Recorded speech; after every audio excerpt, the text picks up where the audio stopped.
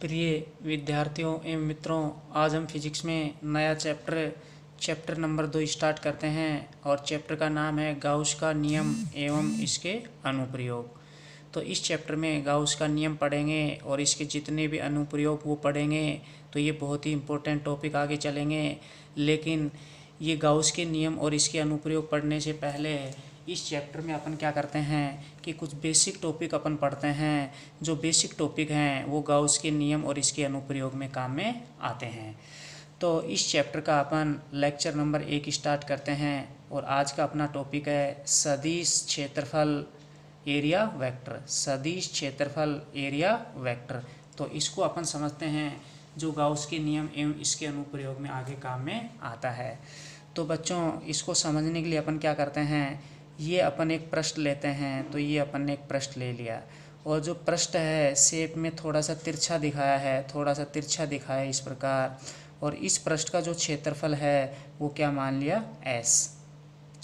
अब अपन क्या करते हैं, ये जो अपने पास पृष्ठ अपन ने लिया है जिसका क्षेत्रफल s है, इसके ऊपर अपन क्या करते हैं, एक ये क्षेत्रफल का छोटा सा भाग लेते हैं जिसे अपन सूक्ष्म क्षेत्रफल या अल्प क्षेत्रफल अवयव कहते हैं। अब ये पृष्ठ थोड़ा सा तिरछा दिखाया है तो इसके ऊपर ये जो क्षेत्रफल का छोटा सा भाग लेंगे, ये भी थोड़ा तिरछा ऐसे अपन थोड़ा सा तिरछा ऐसे दिखा देंगे। तो ये अपन ने क्या ले लिया, अल्प क्षेत्रफल अवयव ले लिया। इसका जो क्षेत्रफल है वो परिमाण में क्या मान लिया, ds। तो इसके पास ये क्या लिख दिया, ds अपन ने यहाँ पर लिख दिया।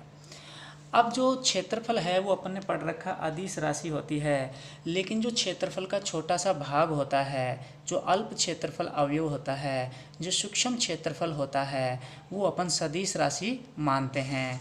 तो उसको अपन सदिश क्षेत्रफल सदिश ds के द्वारा प्रदर्शित करेंगे। तो अब अपन क्या करते हैं कि ये जो अल्प क्षेत्रफल अवयव सूक्ष्म क्षेत्रफल होता है, इसके ऊपर अपन बाहर की ओर ये अभिलंब खींचते हैं, बाहर की ओर ये लंब खींचते हैं। तो इसके ऊपर ये बाहर की ओर, तो इसके ऊपर अपन अल्प क्षेत्रफल अवयव पर बाहर की ओर, इस पर बाहर की ओर ये अभिलंब ऐसे खींचते हैं। अब ये अपने यहाँ पर जो सूक्ष्म क्षेत्रफल थोड़ा तिरछा ऐसे दिखा रखा है, तो बाहर की ओर अभिलंब खींचेंगे तो ये लाइन भी अपन थोड़ी सी तिरछी दिखाएंगे, तभी इस पर अभिलंब होगा। तो इस सूक्ष्म क्षेत्रफल पर बाहर की ओर ये अभिलंब खींच दिया और ये अभिलंब ही क्या होगा, सदिश क्षेत्रफल सदिश ds होगा।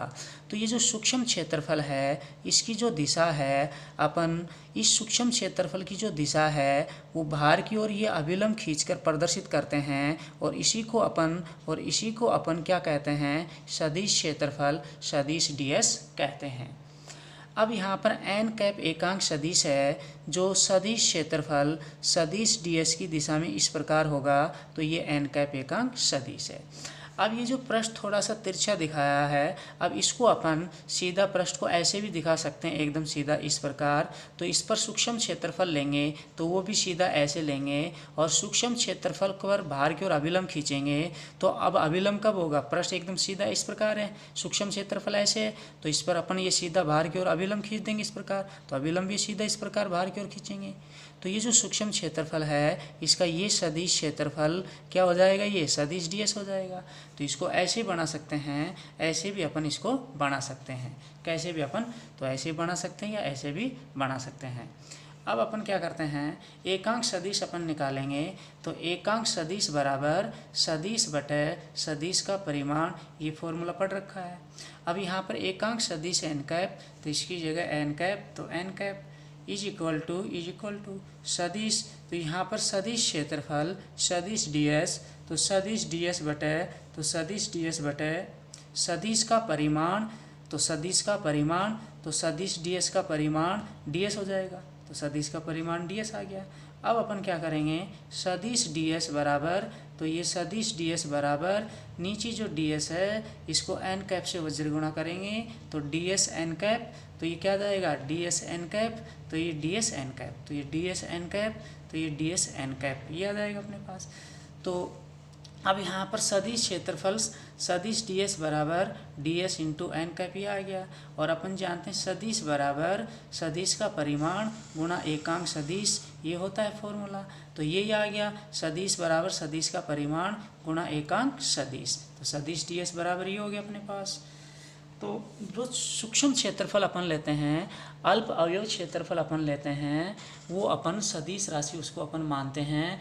और जो सदिश क्षेत्रफल सदिश ds होता है वो अपन कैसे दिखाते हैं कि सूक्ष्म क्षेत्रफल यानी अल्प अवयव क्षेत्रफल पर भार की ओर अपन क्या करते हैं, अभिलंब खींचते हैं। भार की ओर अभिलंब अपन खींचते हैं। तो ये भार की ओर जो अभिलंब होता है ये किसको दर्शाता है, सदिश क्षेत्रफल को। यानी जो भार की ओर अभिलंब होता है ये सूक्ष्म क्षेत्रफल की दिशा को व्यक्त करता है। तो ये क्या हो जाएगा, सदिश क्षेत्रफल। ये सदिश क्षेत्रफल क्या हो जाएगा, सदिश ds। तो ये सदिश क्षेत्रफल क्या होगा, सदिश ds। तो ये अपना एक छोटा सा टॉपिक था। अब जो अगला नया टॉपिक है विद्युत फ्लक्स, इलेक्ट्रिक फ्लक्स, बहुत इंपॉर्टेंट टॉपिक है और जिसको अपन डिटेल से पढ़ाएंगे तो थोड़ा सा लंबा टॉपिक होगा। तो इसलिए अपन इस टॉपिक को अगले नए लेक्चर में स्टार्ट करेंगे और अगले नए लेक्चर में उस पूरे टॉपिक को विद्युत फ्लक्स को डिटेल से अपन कराएंगे। इस लेक्चर में इतना ही। धन्यवाद।